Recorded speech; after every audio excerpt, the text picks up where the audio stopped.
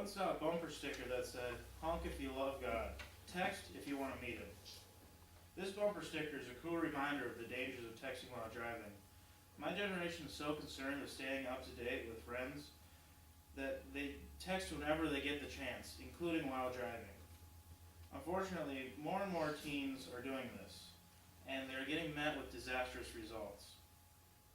I will be covering the why texting is unsafe, common reasons texters use, and what you can do to help this problem.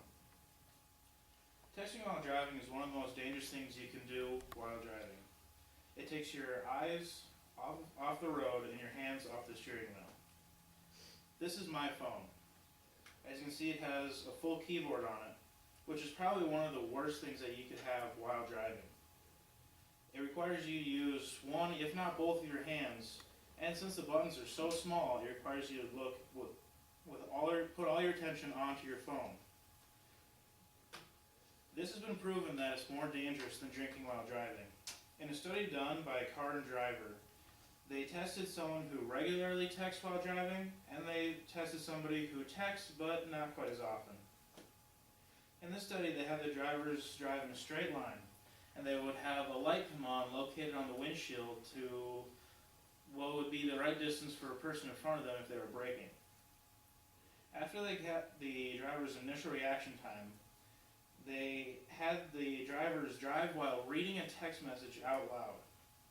The driver who was the most comfortable texting while driving, his braking, he went 21 feet further, and the underexperienced texter went 188 feet further at the same speed.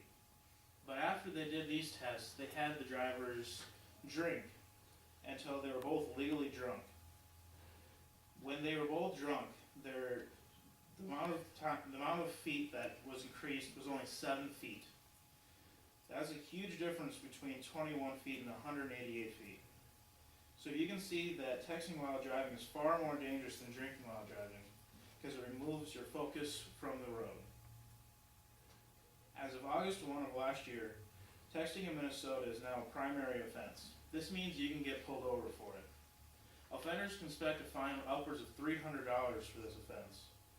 The goal of the new law is to try to keep drivers focused on the road. And with 11% of drivers using their cell phones at any given time, I'm glad someone's trying to do something about this. A Harvard study said that there are 570,000 traffic accidents a year due to cell phone use. I've interviewed a few teens and a few adults about their thoughts about texting while driving, and the common reaction I get is they all think it's dangerous. But when I asked them if they text while drive, almost all of them said they did. This is very dangerous. So I asked them why they text while drive. They say that it's very convenient. Maybe they were driving around looking for something to do and they decided to throw out a quick message to a few friends. They also said that they have been exposed to their friends texting while driving so much that they don't really think of it as a problem anymore.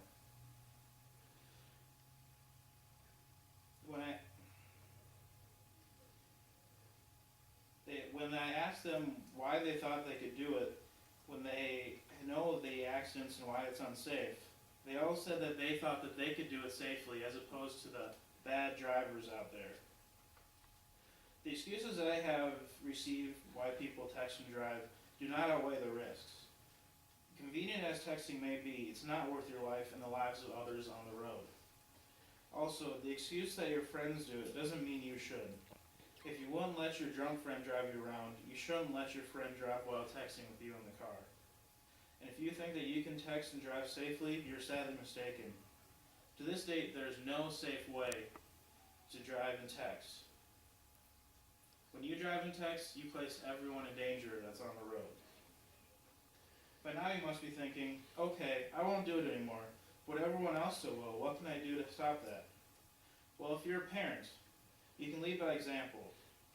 If your kids don't see you do it, they'll have a less chance of doing it too.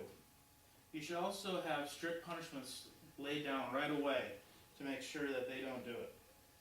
But if you're a teen, you can also lead by example.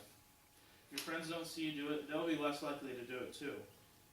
You also have to stay strongly convicted in your decisions, as peer pressure may come down upon you. Texting while driving is one of those things that is hard to control. Because the government doesn't know what to do about it, car companies are now considering placing jammers in new cars to stop the use of cell phones. But don't make it come to this. You can be a part of the solution and not part of the problem. Be a role model. Don't encourage others to do it, and don't do it yourself. This problem can be solved by the people, and the first step starts with you.